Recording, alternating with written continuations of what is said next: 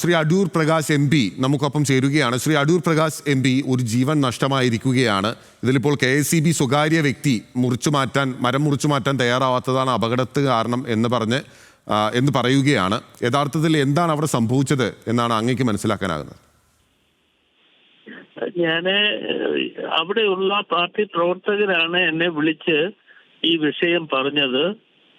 അവര് ഇന്നലെ ജോലി കഴിഞ്ഞ് മടങ്ങി വരുന്ന അവസരത്തിലാണ് ഈ വൈദ്യുതി ലൈൻ പോസ്റ്റ് ഒടിച്ച് ലൈൻ വഴി കിടന്ന് അങ്ങനെന്നാണ് ഞാൻ അറിഞ്ഞത്. എന്റെ കൃത്യമായിട്ടുള്ളത് പൂർണ്ണമായ രൂപം എന്നെ സംബന്ധിച്ചിടത്തോളം എനിക്ക് അറിയാൻ കഴിഞ്ഞില്ല. എനിക്ക് അറിയാൻ കഴിഞ്ഞ ഇത്തരത്തിലാണ്.